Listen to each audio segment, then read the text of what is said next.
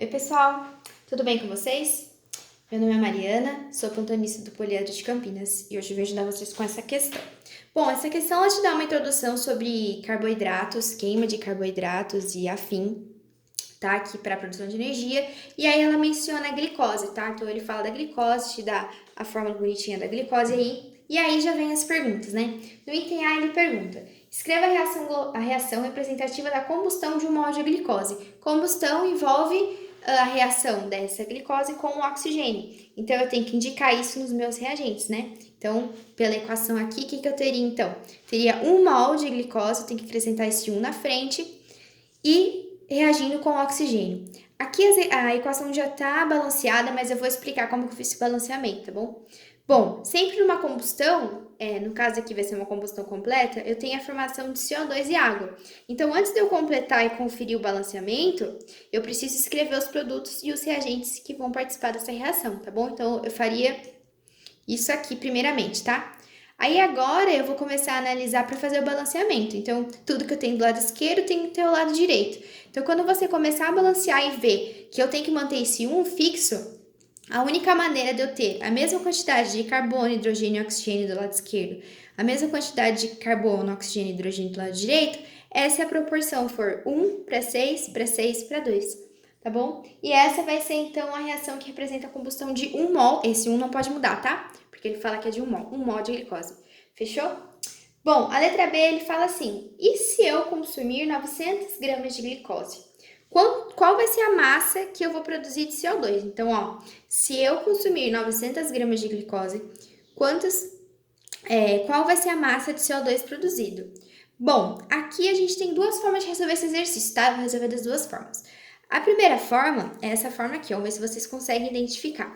Nessa primeira forma que eu resolvi esse exercício, a primeira coisa que eu tenho que observar aqui é que eu preciso saber as massas molares referentes tanto à glicose tanto ao CO2. Então, eu vou calcular a massa molar para a glicose e para o CO2. Ó, calculei a glicose, lembra? Tem que olhar a tabela periódica, certo? Eu vou ter 180 gramas por mol de glicose e 44 gramas por mol. O que eu tenho que ver aqui? Ó? Eu tenho que olhar a proporção proveniente dessa estequiometria. Então, eu sei que 1 mol de glicose forma 6 mols de CO2. Só que quanto vale a massa de 1 mol de glicose? Ah, vale 180. Então, eu coloco aqui, ó.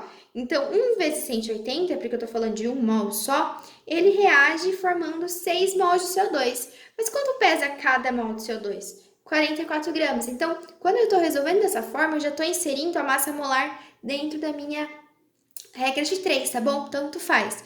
Como é sempre por mol, eu multiplico pelo valor da proporção que aparece na minha equação, beleza? Então, se eu quero saber quanto 900 gramas de glicose vão produzir de CO2, basta resolver essa regra de 3, que vai dar um valor de 1.320 gramas de CO2. Pronto, o exercício está resolvido, tá bom? Mas imagine que você não quer resolver dessa forma, você quer resolver mais rapidamente essa conta. Como que eu poderia resolvê-la? Ó, vem comigo, vê se faz sentido. 900 gramas de glicose, se eu usar aquela forma EN, que é o número de mols, que é a massa sobre a massa molar, eu consigo encontrar quanto número de mols essas 900 gramas representa, né? Basta eu pegar essa massa e dividir pela massa molar. Então, quer dizer que 900 gramas representam 5 mols, beleza? Aí você olha a relação aqui, ó. Não é 1 para 6? Então, se a relação te mantém a proporção de 1 para 6, se eu tiver 5, vocês concordam que aqui vai ter que ser 5 vezes 6?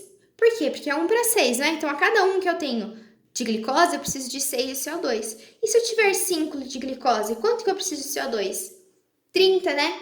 Então, aqui eu posso fazer essa relação em mol também, né? Eu encontro a proporção, que é 1 para 6, e relaciono essa proporção para esse número de mols que eu tenho. Então, se é 1 para 6, eu basta multiplicar esse aqui por 6, né? E eu encontro o número de mols de CO2. Ó, coloquei a proporção aqui, tá? 1 para 6. Fechou? Só que eu encontrei número de mols. Ele disse, não te pede número de mols, ele te pede em massa. Bom, basta eu substituir naquela fórmula N, M sobre massa molar, né? O N eu já sei que vai ser 30 mols, a massa que eu quero descobrir e a massa molar do CO2 eu também sei. Beleza, galerinha? O resultado chega sempre no mesmo, tá?